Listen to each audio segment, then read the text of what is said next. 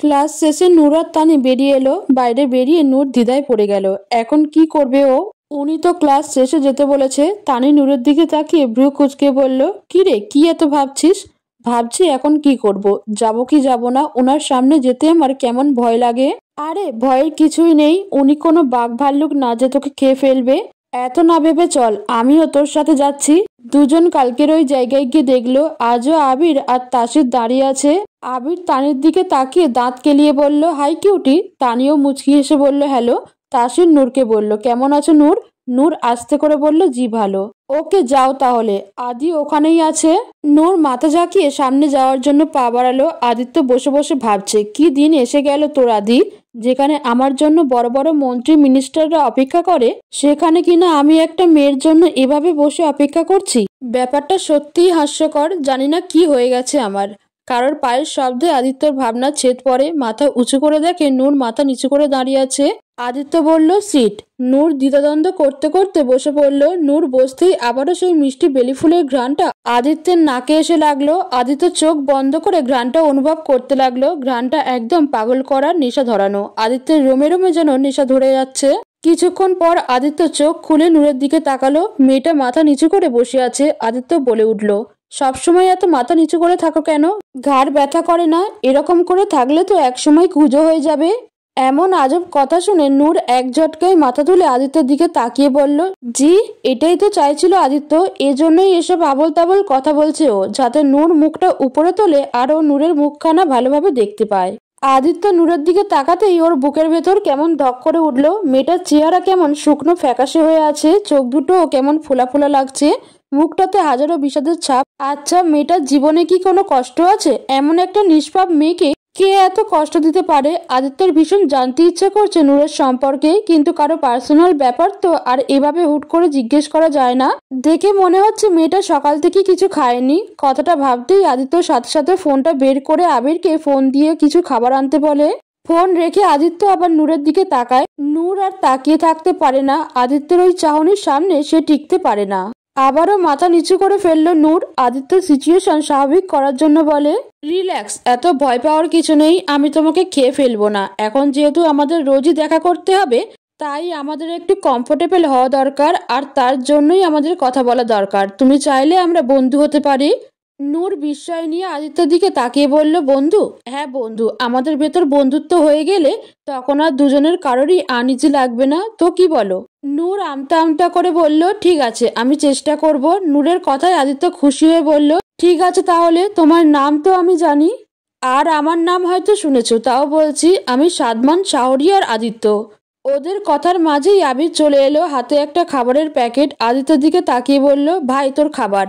আর তুই কবে থেকে এসব খাবার খাওয়া শুরু করলি? তুই তো এসব খাস না। আগে খাইনি তো কি হয়েছে, এখন খাবো। তোর সমস্যা কোথায়? তুই যা এখান থেকে। আবির বাঁকা হাসি দিয়ে চলে এলো ওখান থেকে। আদিত্য প্যাকেট থেকে একটা চিকেন স্যান্ডউইচ বের করলো। নূর আর চোখে তাকিয়ে ভাবছে, লোকটা কি এখন খেতে বসবে নাকি? ক্ষুধা তো আমারও লেগেছে, কাল রাত থেকে না খেয়ে আছি, মাথাটাও কেমন ঘুরছে। ছি ছি, নূর, অন্য কারোর খাবার দেখে লোভ করছিস? লজ্জা করে না তোর? নূর মাথাটা ঘুরিয়ে অন্যদিকে তাকিয়ে রইল। আদিত্য একটা স্যান্ডউইচ নূরের দিকে এগিয়ে দিয়ে বলল, এটা খেয়ে নাও। আদিত্যের কথায় নূর অবাক হয়ে একবার আদিত্যের দিকে আর একবার ওর হাতে থাকা স্যান্ডউইচের দিকে তাকালো। উনি কি এসব আমার জন্য এনেছেন? না না, এভাবে কারোর কাছ থেকে খাবার নেওয়া ভালো দেখায় না। মনে মনে এসব ভেবে নূর বলল, না না, আমার খিদে নেই, আপনি খান। আদিত্য বুঝতে পারল যে নূর ইতস্তত বোধ করছে, তাই গম্ভীর স্বরে বলল, আমি তোমাকে জিজ্ঞেস করিনি, খেতে বলেছি খাও। আসলে আমার খুব খিদে লেগেছে, আর একা একা খেতে আমার ভালো লাগে না, তাই তুমিও খাবে আমার সাথে। আমরা তো এখন বন্ধু হতে চলেছি, তাই একসাথে খেতেই পারি, তাই না? নূর আর না করতে পারে না। এমনিতেও ক্ষুধা লেগেছে, তাই ও স্যান্ডউইচটা নিয়ে নিল। আদিত্য যেন হাঁপ ছেড়ে বাঁচলো। ওর মনে হচ্ছে ও কোনো ছোট বাচ্চাকে খাওয়ানোর জন্য আবল তাবল গল্প শোনাচ্ছে।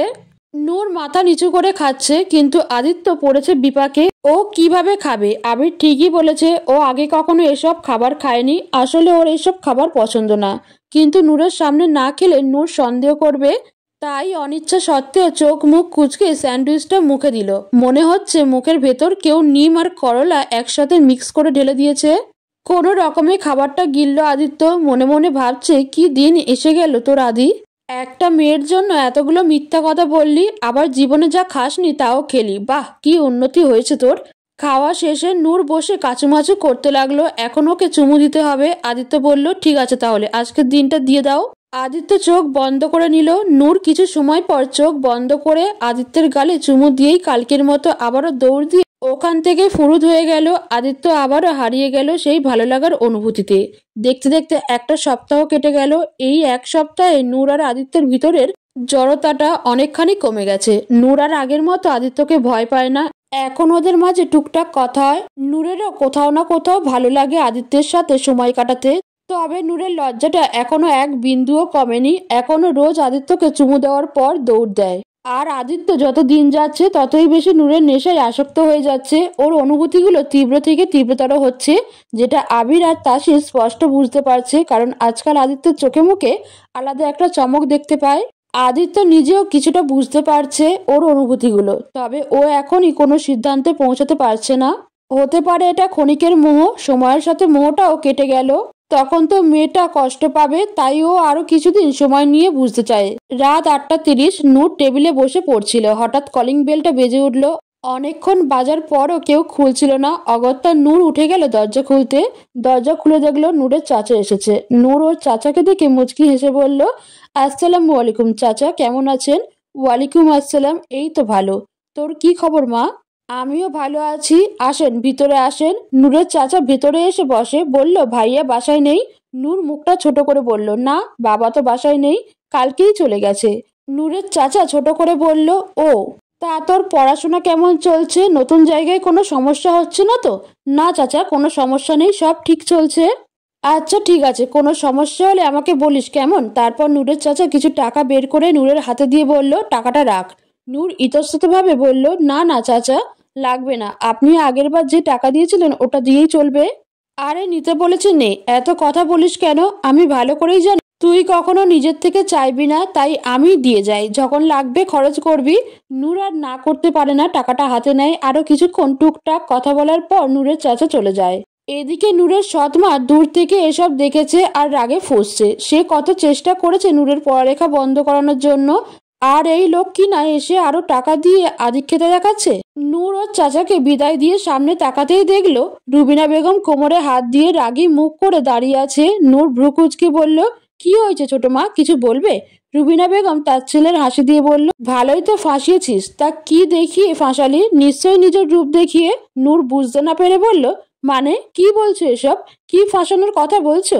হু, ভাবটা তো এমন ধরছিস যেন ভাজা মাছটা উল্টে খেতে জানিস না, অথচ তলে তলে রূপের ফরিয়াদ করে বেড়াচ্ছিস। তুই কি ভেবেছিস আমি কিছু বুঝি না? যাকে তার বাবাই দু চোখের বিষ মনে করে, সেখানে তোর চাচাকে কি এমন দেখালি যে তোর জন্য এত পাগল? আবার টাকাও দেয় দেখি। ছি ছি, শেষে কিনা নিজের চাচাকেও রূপের জালে ফাঁসালি। এমন নিকৃষ্ট জঘন্য কথা শুনে নূরের সারা শরীর ঘৃণায় রিরি করতে শুরু করলো।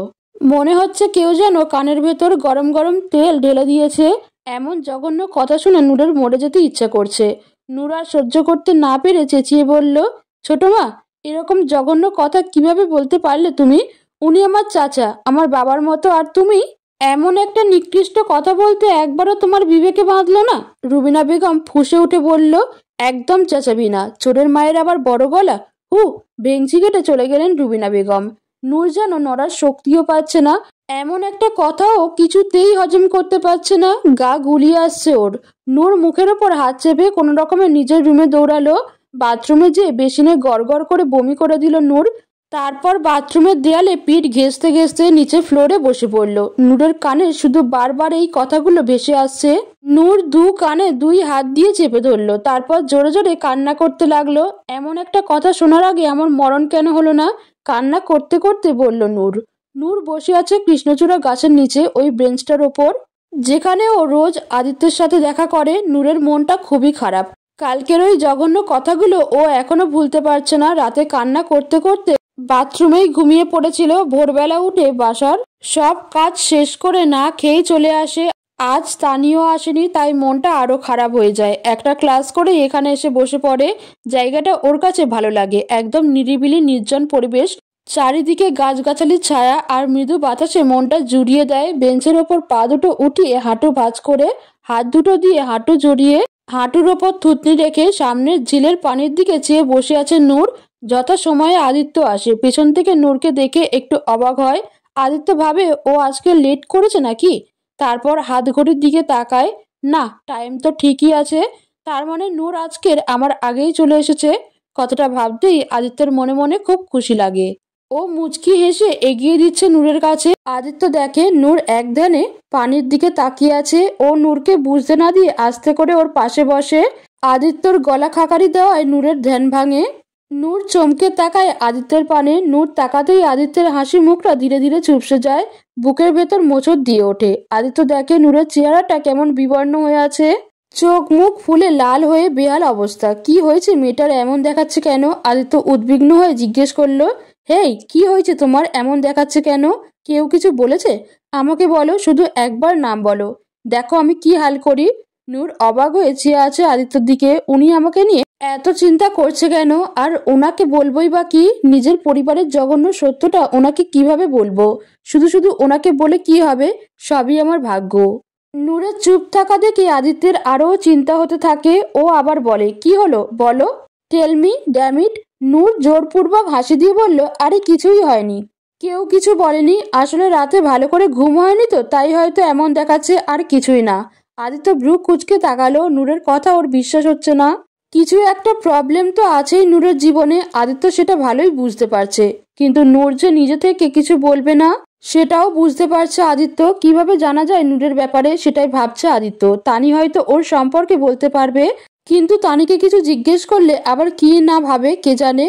কোনো না কোনো উপায় তো বের করতেই হবে। আদিত্য একটা দীর্ঘশ্বাস ছেড়ে আবার নূরের দিকে তাকালো। মেয়েটা কেমন মনমরা হয়ে থাকে সবসময়, কখনো প্রাণ খুলে হাসতে দেখিনি ওকে। না জানি হাসলে ওকে কেমন লাগতো দেখতে। কথাটা ভাবতেই আদিত্যের খুব ইচ্ছে হয় নূরকে হাসতে দেখায়। নিজের ইচ্ছের ওপর নিজেই অবাক হয় আদিত্য। ও নিজের শেষ কবে হেসেছে তাই মনে নেই, অথচ আজ অন্য কাউকে হাসাতে চায়। আদিত্য ভাবছে কি করে হাসাবে নূরকে। কোনো জোকস বলবো, কিন্তু আমি তো কোনো জোকস বলতে পারি না। আবির ভালো কমেডি করতে পারে, ওকে ডাক দেই। আবার ভাবে, না না, ওকে কেন ডাকবো, আমিই হাসাবো নূরকে। কি এমন কঠিন কাজ, এত বড় বড় বিজনেস ডিল করতে পারলে এটা আর এমন কি। Go for it Aditya, you can do it, yes. Aditya মনে মনে নিজেকে এমন ভাব তৈরি করছে যেন কোনো যুদ্ধ জয় করতে যাচ্ছে। কিছু একটা ভেবে আদিত্য নূরকে বলল, জানো আমার বোন আমাকে কি বলে? কি বলে?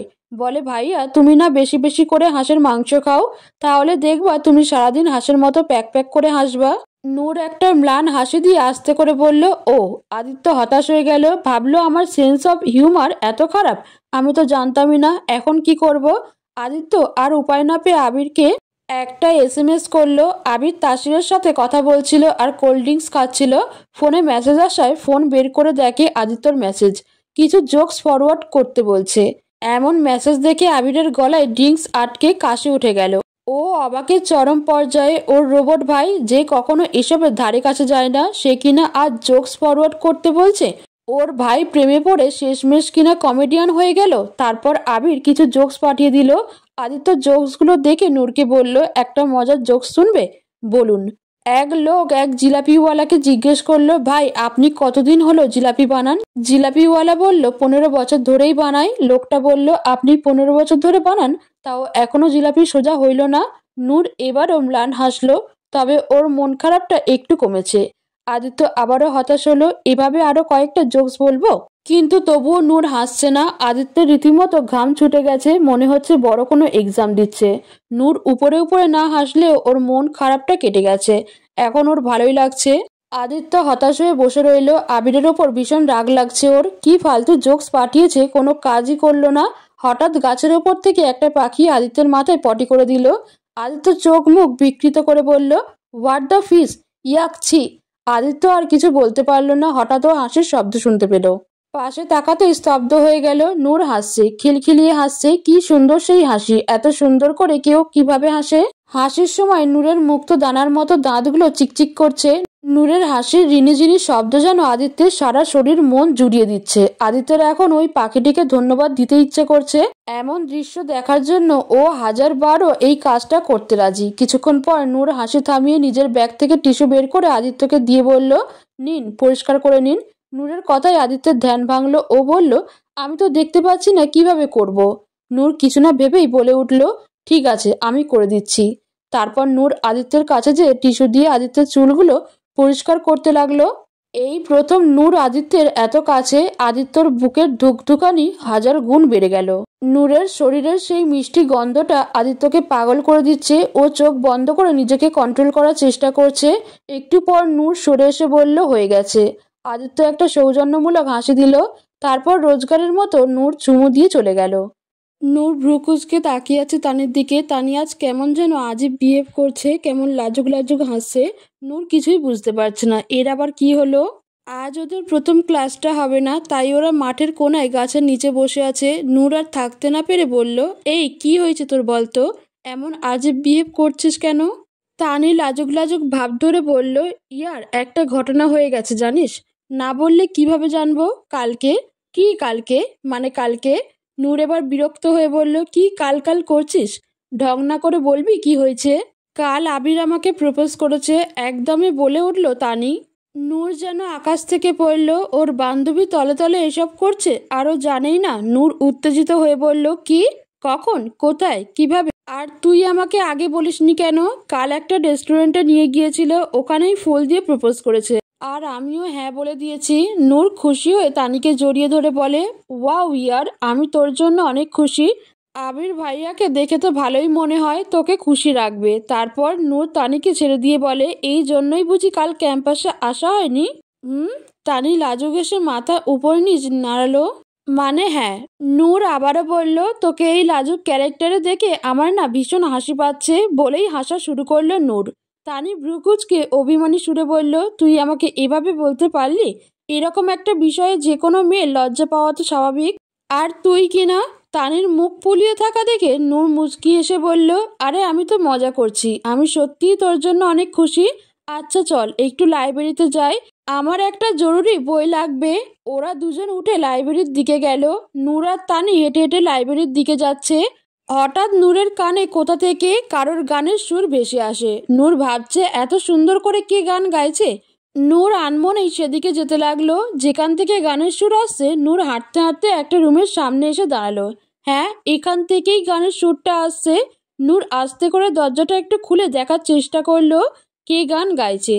নূর বুঝতে পারলো এটা কোনো অডিটোরিয়াম, হয়তো কোনো প্রোগ্রামে রিহার্সাল চলছে।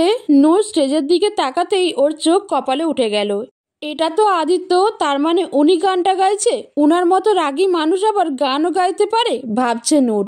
আদিত্য স্টেজে চেয়ারের উপরে বসে গলায় গিটার ঝুলিয়ে চোখ বন্ধ করে হাত দিয়ে গিটার বাজিয়ে গান করছে। হঠাৎ কাঁধে কারো ধাক্কায় নূরের হুঁশ ফেরে। এতক্ষণও আদিত্যের গানের সুরে হারিয়ে গিয়েছিল। পাশে তাকিয়ে দেখে তানি। তানি দুষ্টু হেসে বলল, কিরে, তুই তো দেখি আদিত্য ভাইয়ার গানের ভেতর একদম ডুবে গিয়েছিলি, জাল দিয়ে টেনে তুলতে হলো, হি হি। নূর থতমত খেয়ে বলল, এ এ এমন কিছুই না, আসলে হঠাৎ উনাকে গান গাইতে দেখলাম তো, তাই একটু অবাক হয়েছি। তবে উনি সত্যিই অনেক সুন্দর গান গায়। তানি বলল, হ্যাঁ তা ঠিকই বলেছিস, আমি আদিত্য ভাইয়ার গান ইন্টারনেটে আগেও শুনেছি। উনি সত্যিই অনেক সুন্দর গান গায়। তবে শুনেছি উনি পাবলিক প্লেসে তেমন একটা গান গায় না। ইন্টারনেটেও গান ওনার ফ্রেন্ডরাই আপলোড করে, উনি কখনো করেন না। শুনেছি সামনে ভার্সিটির নবীনবরণ উৎসব আর কালচারাল প্রোগ্রামের জন্য প্রিন্সিপাল স্যার আদিত্য ভাইয়াকে গান গাইতে ইনস্টিটিউট করেছে, তাই হয়তো গানের রিহার্সাল করছে। নূর তানির দিকে তাকিয়ে অবাক হয়েছে বলল, বাহ, তুই এত খবর কখন রাখিস? তানি একটু ভাব নিয়ে বলল, এটাও একটা ট্যালেন্ট বুঝলি। হয়েছে, এখন চল যাই। চল মানে এখানে এসে আদিত্য ভাইয়ের সাথে দেখা না করেই চলে যাবি? এই না না, আমাদের এখানে দেখলে কি না কি ভাবে কে জানে, তার চেয়ে বরং চল এখান থেকে চলে যাই। নূর তানিকে এক প্রকার টেনে নিয়ে চলে গেল ওখান থেকে। আদিত্যর গান গাওয়া শেষে আবির সিট থেকে উঠে দাঁড়িয়ে হাত জোরে জোরে তালি দিতে দিতে বলল, ওয়াও ওয়াও, কেয়া বাত কেয়া বাত, একদম ফাটিয়ে দিয়েছিস ব্রো। তাসিরও সাই দিয়ে বলল, হ্যাঁ আদিত্য, সত্যিই অনেক সুন্দর হয়েছে। আদিত্য বলল, হয়েছে, তোরা থাম এখন। তোরা জানিস না এসব আমার একদম ভালো লাগে না। প্রিন্সিপাল স্যার রিকোয়েস্ট না করলে আমি কখনো এমন পাবলিক প্লেসে গান গাইতাম না। আবির গাল ফুলিয়ে বলল, হ্যাঁ হ্যাঁ জানি তোর এসব ভালো লাগে না, কিন্তু bro this is not fair. হ্যাঁ, তোর দরকার নেই, অথচ আল্লাহ সব ট্যালেন্ট তোরেই ঢেলে দিয়েছে। আমাদের মতো অসহায় গরিব দুঃখীদেরও তো কিছু ছিটে ফোঁটা দিতে পারতো, তাই না? আমরা তো মনে হয় খালি কমেডি করার জন্য এসেছি দুনিয়াতে। আবিরের এমন অসহায় ভরা কথা শুনে তাসির আর আদিত্য দুজনেই হেসে দেয়। ক্লাস শেষে নূর আর তানি রোজকার মতোই চলে যায় ওদের গন্তব্যস্থলে। ওরা যেতেই প্রতিদিনের আবির আর তাসিরকে দাঁড়িয়ে থাকতে দেখলো। নূর আর তানি ওদের কাছে যেতেই আবির তানিকে একটা চোখ মারল। তানি লজ্জায় লাল হয়ে গেল। নূর মুখ টিপে হাসছে। তাসির নূরকে বলল, আদিকে প্রিন্সিপাল স্যার একটু ডেকেছে, ও পরেই চলে আসবে, তুমি যেয়ে বসো। নূর মাথা ঝাঁকিয়ে চলে গেল। নূর যেতেই আবির তাসিরকে বলল, শোন না, তুই থাক এখানে, আমি একটু আসি। তাসির ভ্রুকুচকে বলল, তুই আবার কোথায় যাচ্ছিস? আদি আমাদের এখানে থাকতে বলেছে, তুই জানিস না? আবির বলল, তুই তো আছিস। আর আমি একটু পরেই আসছি। চোখ দিয়ে ইশারা করে তানিকে দেখিয়ে বিড়বিড় করে বলল, একটু বোঝ না ইয়ার। তাসির আর কিছু বলল না। আবির তানির হাত ধরে চলে গেল ওখান থেকে। তাসির মনে মনে বলল, বাহ, কি দিন এসে গেছে তোর তাসির। দুই ভাই প্রেম করবে আর তুই দাঁড়িয়ে দাঁড়িয়ে পাহারা দিবি, কি ভাগ্য তোর, একদম সোনায় সোহাগা। নূর বসে বসে বোর হচ্ছে। আদিত্য কখন আসবে কে জানে। নূরের শুধু বারবার আদিত্যের সেই গান গাওয়ার মুহূর্তটা মনে পড়ছে। কি সুন্দর করে গান গায় উনি। উনার সব কিছুই একদম পারফেক্ট। যে উনার জীবনসাথী হবে তার ভাগ্যটা সত্যিই অনেক ভালো। ছি ছি, এসব কি ভাবছি আমি? উনাকে নিয়ে আমার এসব ভাবা একদম ঠিক না। নূর একটা দীর্ঘশ্বাস ছেড়ে সামনে তাকিয়ে দেখলো অনেকগুলো কৃষ্ণচূড়া ফুল নিচে পড়ে আছে। নূর এগিয়ে গিয়ে নিচে বসে ফুলগুলো একটা একটা করে হাতে তুলে নিল। নূরের মাথায় একটা বুদ্ধি এলো। নূর ওর ব্যাগের ভেতর থেকে একটা সুতা বের করে ফুলগুলো দিয়ে একটা মালা তৈরি করলো। ও মুখ দিয়ে গুনগুন করে গানের ধুন বের করছে। মালা বানানো শেষ হলে সেটা নিয়ে মাথায় মুকুটের মতো পরে নিল। নূরের খুব খুশি লাগছে। ও নিজে নিজে কিছু ক্রিয়েট করতে পেরেছে এটা ভেবে। আদিত্য হন্তদন্ত হয়ে আসছে নূরের কাছে। ইস, কত দেরি হয়ে গেছে, প্রিন্সিপাল স্যার ছাড়ছিলই না। মেয়েটা চলে গেল নাকি কে জানে। না না, যাবে না, নিশ্চয়ই গেলে তো তাসির আমাকে বলতো। এসব ভাবতে ভাবতে আদিত্য এগিয়ে যাচ্ছে। নূরের কাছাকাছি আসতেই ওর কদম বেড়ে গেল নূরের গুনগুন শুনে। কি সুন্দর কোকিলের মতো মিষ্টি সুর। শুধু গুনগুনেই এত মধুর, না জানি গান গাইলে আর কত মিষ্টি লাগবে। আদিত্য নূরের আরেকটু সামনে যেতেই আদিত্য আরো বেশি স্তব্ধ হয়ে গেল। মুগ্ধ হয়ে চেয়ে রইল নূরের দিকে। সামান্য একটা ফুলের মুকুটেই যেন ওকে পরীর মতো লাগছে। আদিত্য ভেবে পায় না এই মেয়েটা ওকে আরো কতভাবে পাগল করবে। দিনে দিনে এই মেয়েটার নেশায় চরমভাবে আসক্ত হয়ে পড়ছে। আদিত্য ওর ফোনটা বের করে ফট করে নূরের একটা ছবি তুলে নিল। নূর এখনো আদিত্যের উপস্থিতি টের পায়নি। কোনো কিছু শব্দ পেয়ে নূর মাথা উপরে তুলে দেখে আদিত্য এসেছে। নূর সাথে সাথে দাঁড়িয়ে যায়। নূর দাঁড়াতেই দেখে আদিত্য কেমন মুগ্ধ নয়নে ওর দিকে তাকিয়ে আছে। নূর লজ্জা পেয়ে যায়, লজ্জায় মাথা নিচু করে ফেলে। লজ্জায় দু গাল লাল হয়ে যায়। নূরের এমন লজ্জারাঙা মুখ দেখে আদিত্য আরো পাগল হয়ে যায়।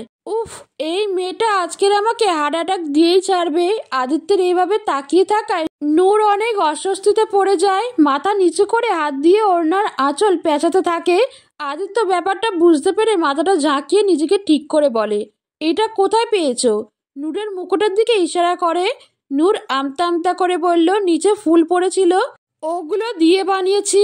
আদিত্য একটু অবাক হয়। যেখানে আজকালকার মেয়েরা দামি দামি ব্র্যান্ডের কসমেটিক্স আর অর্নামেন্ট ব্যবহার করে নিজেকে স্টাইলিশ প্রেজেন্ট করায় ব্যস্ত, সেখানে এই মেয়ে সামান্য ফুলের মালা দিয়ে নিজেকে সাজাচ্ছে। ও সত্যিই সবার থেকে আলাদা, একটা পিওর সোল। আদিত্য বলে উঠল, বাহ, খুব ভালো বুদ্ধি তো, তোমাকে খুব সুন্দর লাগছে। তা একটাই বানিয়েছো? নূর বলল, আরেকটা আছে, আপনি নেবেন? আদিত্য মনে মনে খুশি হলেও উপরে উপরে বলে, আমি ছেলে মানুষ, এটা দিয়ে কি করব? নূর একটু ভেবে বলল, তাও ঠিক, তবে আপনি চাইলে হাতে পরতে পারেন। আদিত্য মুচকি হেসে বলল, ঠিক আছে, তুমি পরিয়ে দাও তাহলে। নূর মাথা নাড়ালো, মানে ঠিক আছে। ওরা দুজন বেঞ্চের ওপর বসলো। আদিত্য ওর বাঁ হাতটা এগিয়ে দিল নূরের দিকে। নূর মালাটা আদিত্যের হাতের কবজিতে বেঁধে দিল। আদিত্য শুধু এক ধ্যানে চেয়ে আছে নূরের মুখের দিকে। এই প্রথম নূর ওর হাত স্পর্শ করছে। ওর মনে যেন আনন্দের ঢেউ খেলছে। মালা বাঁধা শেষ। নূর বলল, হয়ে গেছে। হ্যাঁ, থ্যাঙ্কস। আদিত্য বলল, তোমার জন্য একটা জিনিস আছে। নূর জিজ্ঞাসু দৃষ্টিতে তাকিয়ে বলল, আমার জন্য? কি? দেখতে পাবে, আগে চোখটা বন্ধ করো। চোখ কেন বন্ধ করব? তোমাকে না সব কথাই দুবার বলতে হয়। চোখ বন্ধ করতে বললাম, করো। এত কথা বলো কেন? নূর চোখ বন্ধ করে নিল। নূর চোখ বন্ধ করতেই আদিত্য একটা বক্স ওর হাতে দিল, তারপর বলল, এখন খোলো চোখ। নূর চোখ খুলে দেখলো ওর হাতে একটা বক্স। নূর ভ্রুকুচকে একবার বক্সের দিকে তাকিয়ে তারপর আবার আদিত্যের দিকে তাকিয়ে জিজ্ঞেস করলো, কি আছে এটাতে? খোলো, খুললেই দেখতে পাবে। নূর বক্স খুলে দেখলো এক বক্স ভরা প্রাণ চাটনি, ভিন্ন ভিন্ন ফলের। নূরের চোখ মুখ খুশিতে চকচক করে উঠল, যা দেখে আদিত্যের মনও খুশি হয়ে গেল। কিন্তু একটু পরেই নূরের মুখখানা ছোট হয়ে গেল। ও ভাবছে এভাবে উনার কাছ থেকে এগুলো নেওয়া ঠিক হবে না। আদিত্য ভ্রুকুচকে তাকিয়ে বলল, কি হয়েছে, পছন্দ হয়নি? নূর ইতস্তত হয়ে বলল, না তা না, আসলে আমি এগুলো নিতে পারবো না, এটা ঠিক দেখায় না। নূরের কথা শুনে আদিত্যের রাগ হতে লাগলো। ও গম্ভীর হয়ে বলল, কেন নিতে পারবে না? এখানে বেঠিকের কি আছে? তানির কাছ থেকে নিতে পারলে আমার কাছ থেকে নিতে কি সমস্যা? নূর কাচুমাচু করে বলল, কিন্তু নূরের কথা শেষ করতে না দিয়েই আদিত্য বলে উঠল, ব্যাস, কোনো কিন্তু না, আমি বলেছি নিবে মানে নিবে, that's final, no more arguments. আদিত্যের এমন ধমকিতে নূরের আর না বলার সাহস হয় না। নূর মাথা ঝাঁকিয়ে রাজি হয়ে যায়। আদিত্য যেন হাঁপ ছেড়ে বাঁচে। যাক, শেষমেশ রাজি হয়েছে। আদিত্যর খুব ইচ্ছে করে নূরের চাটনি খাওয়া দেখতে। ও বলে উঠল, তাহলে খাও। নূর একটু অবাক হয়ে বলে, এখনই খাবো? হ্যাঁ খাও, আমিও একটু দেখি এমন টক জিনিস কিভাবে খাও তুমি। নূর আর উপায় না পেয়ে চাটনির একটা প্যাকেট বের করে। নূর উপরে উপরে যতই না করুক, ভেতরে ভেতরে চাটনি দেখে ওর মুখে পানি চলে এসছে। আদিত্য না থাকলে কখন খাওয়া শুরু করে দিত। আদিত্যের সামনে একটু ইতস্তত করছিল, তবে এখন যখন আদিত্য নিজেই খেতে বলেছে তখন আর কোনো বাধা নেই। নূর একটা চাটনির প্যাকেট নিয়ে দাঁত দিয়ে প্যাকেটের মাথা ছিঁড়ে খাওয়া শুরু করলো। আর আদিত্য চেয়ে চেয়ে ওর খাওয়া দেখছে। নূর প্রথমে একটু ইতস্তত বোধ করলেও পরে চাটনির স্বাদ পেয়ে আশেপাশের সবকিছু ভুলে যায়। ও চোখ বন্ধ করে মনের সুখে চাটনি খেতে থাকে। আসলে চাটনি নূরের একটা দুর্বলতা। নূরের চাটনি খাওয়া দেখে আদিত্যের বেহাল অবস্থা। নূর চাটনি খাওয়ার সময় বারবার ওর ঠোঁটে লেগে থাকা চাটনি জিহ্বা দিয়ে চেটে তুলছে, আবার খেতে খেতে বারবার চটাস চটাস শব্দ করছে। চাটনির ঝালের কারণে নূরের ঠোঁট দুটো লাল হয়ে গেছে। এমন দৃশ্য দেখে আদিত্যের গলা শুকিয়ে আসছে। শুকনো ঢোক গিলছে ও, সারা শরীরে কাটা দিয়ে উঠছে। না, আর দেখতে পারছে না আদিত্য এই ভয়ঙ্কর দৃশ্য। অন্যদিকে ঘুরে নিজের চোখ বন্ধ করে নেয় আদিত্য। লম্বা নিঃশ্বাস নিয়ে নিজেকে কন্ট্রোল করার চেষ্টা করে। আদিত্য একটু গলা খাকারে দিয়ে নূরকে বলে, থাক হয়েছে, বাকিগুলো পরে খেও। আদিত্যের কথায় নূর একটু অবাক হয়। নিজেই তো খেতে বলল, আবার নিজেই না করছে। আজব লোক। নূর খাওয়া বন্ধ করে দেয়, তারপর বক্সটা ব্যাগে ভরে রাখে। অতঃপর নূর রোজগার করে চলে যায়। রাতের বেলায় আদিত্য শুয়ে শুয়ে নূরের দেওয়া মালাটা হাতে নিয়ে দেখছে। কি করছো তুমি আমার সাথে? এতদিনের শক্ত হয়ে গড়ে তোলা মানুষটাকে তুমি ভেঙে গুড়িয়ে দিচ্ছ, এটা কি ঠিক করছো? মনে মনে এসব ভাবতে ভাবতে একসময় মালাটা বুকে নিয়েই ঘুমিয়ে পড়ে। নূরও বিছানায় শুয়ে আজ সারাদিনের কথা ভাবছে। আদিত্যের সাথে সময় কাটাতে এখন ওরও ভালো লাগে।